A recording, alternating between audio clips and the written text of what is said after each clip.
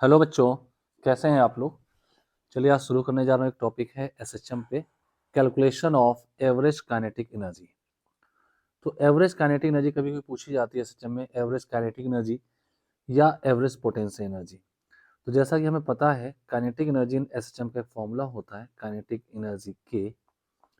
ये फॉर्मूला होता है half M omega square A square cos square omega T.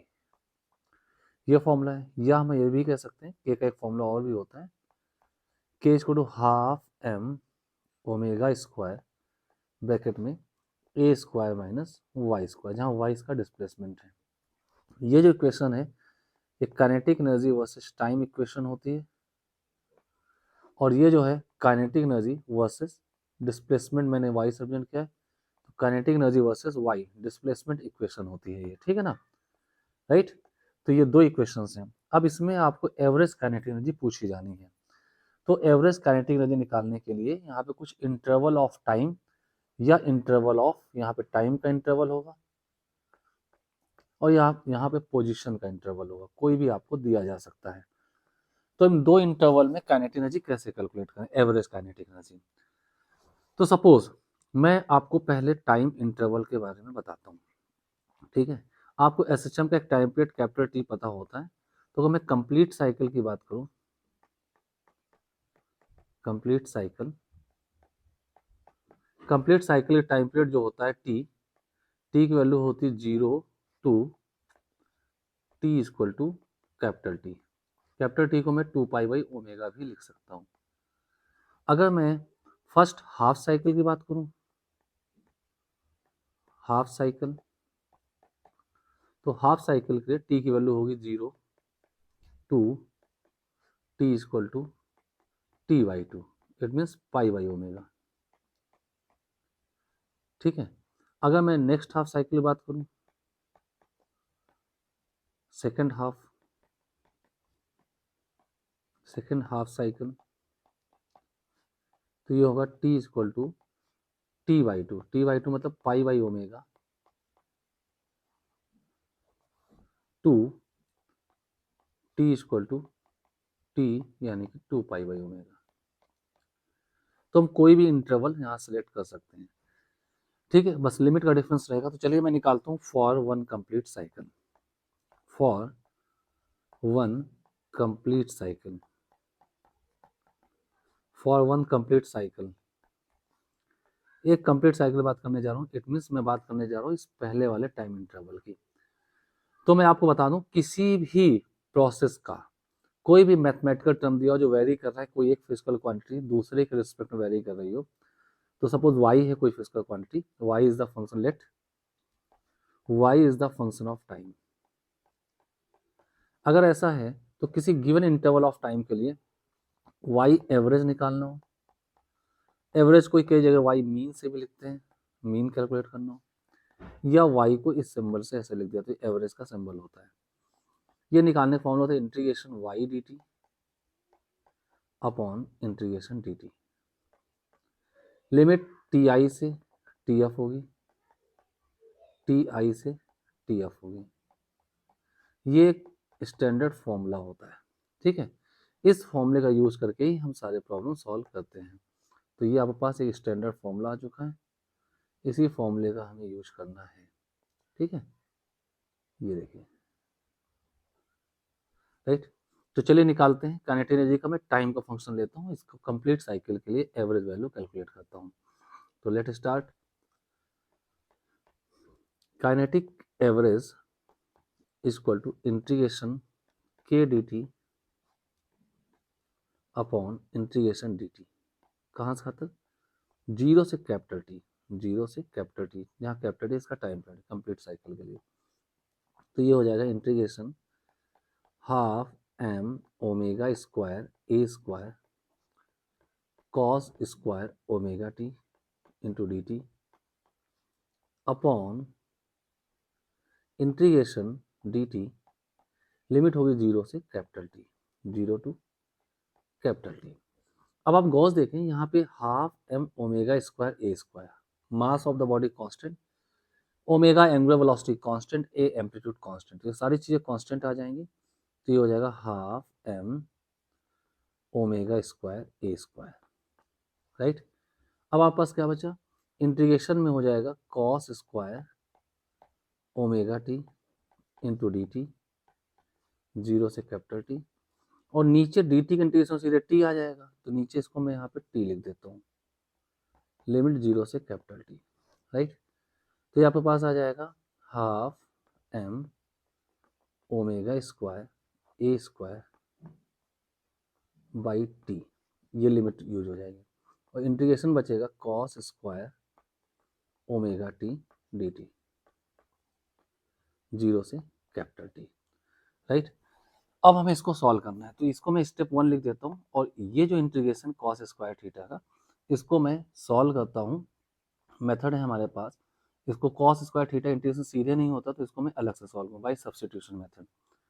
तो मैं इसको अलग से सॉल्व करता हूँ, cos square omega T D T, zero से कैपिटल टी, यहाँ मैं सब्सटीट्यूशन एक मान लेना, लेट अ सब्सटीट्यूट, कलर बदल लेता हूँ, लेट सब्सटीट्यूशन क्या है, फॉर्मूला होगा कॉस टू थीटा, फॉर्मूला पढ़ा है आपने, cos two theta two cos square theta minus one, एक और भी होता है 1 - 2 साइन स्क्वायर थीटा भी होता है।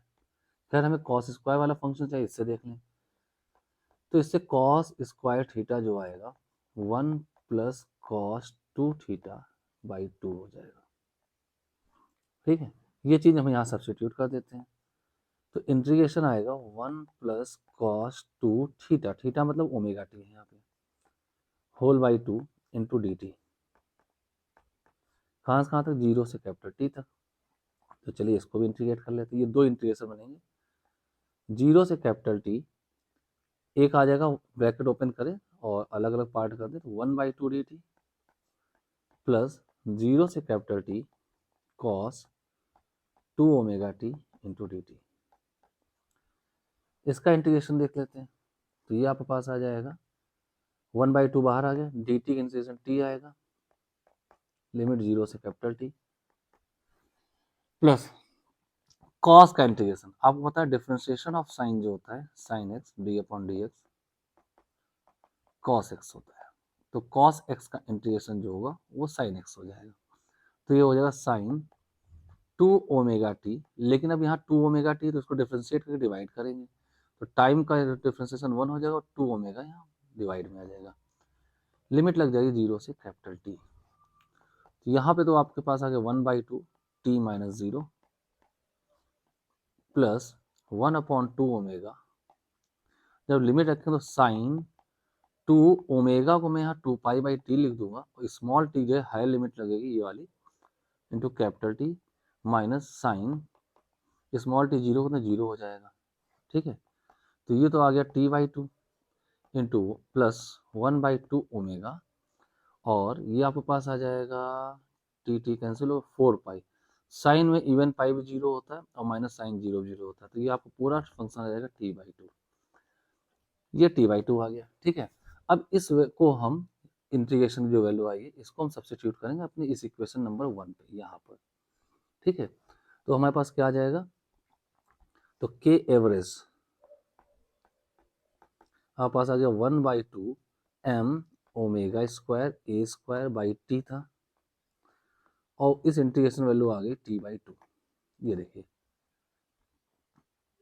ये देखिए half m omega square A square by T, और इस इंटीग्रेशन वैल्यू t/2 आ गई, तो ये t से t हो जाएगा कैंसिल, तो के एवरेज आ गया for one complete cycle 1/4 m omega square A square, ठीक है। तो ये हमारे पास एक रिजल्ट आ जाएगा, this is the required result. ये मैंने पूरा इंटीग्रेशन करके दिखाया, फिर भी मैं आपको इसका एक छोटू तरीका दिखा देता हूँ। आपको याद रखना है, अगर आप काइनेटिक का एवरेज निकालें कंप्लीट साइकिल ये आ रहा है, अगर आप पोटेंशियल एनर्जी का भी एवरेज निकालेंगे कंप्लीट साइकिल तो भी यही आएगा, बताता हूँ क्यों, तब भी यही आएगा कंप्लीट साइकिल के लिए,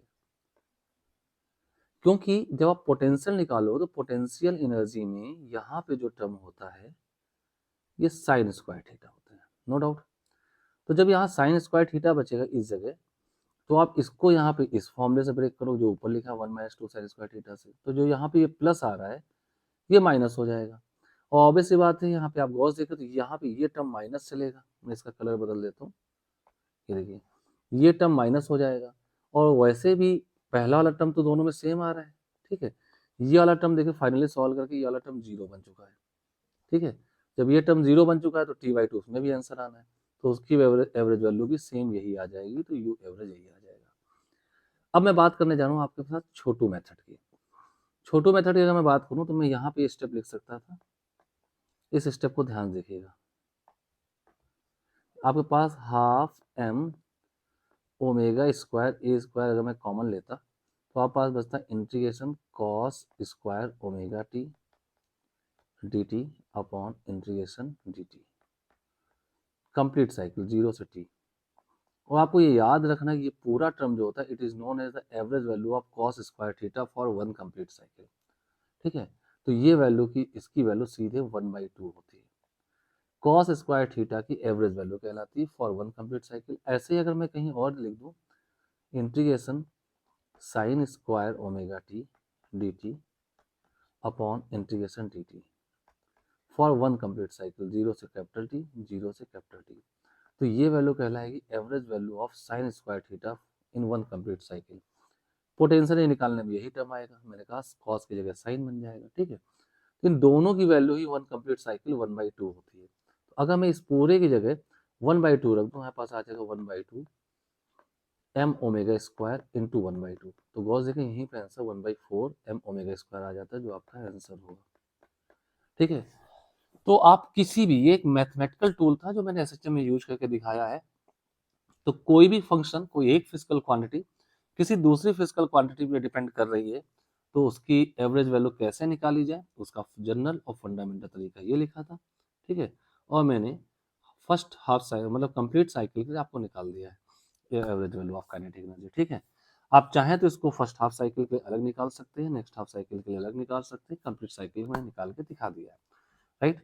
आई होप सो आपको तरीका समझ में आया होगा, बहुत बार ये चीजें पूछी जाती हैं, राइट।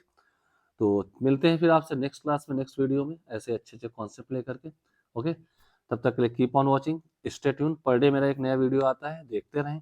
कुछ मैंने यूट्यूब लाइव किए हुए हैं, उनमें भी अच्छे क्वेश्चन के कलेक्शंस हैं, उनको देख सकते हैं। एक एस.सी. वर्मा सीरीज दी हुई है, उसको देख सकते हैं, काफ़ी अच्छा कलेक्शन दिया है, उसमें भी मैंने एस.सी. वर्मा की सिलेक्टेड प्रॉब्लम्स हैं। तब तक के लिए देखते रहें, keep on watching and hard working. मिलते हैं नेक्स्ट क्लास में नेक्स्ट वीडियो के साथ, ओके। Thank you.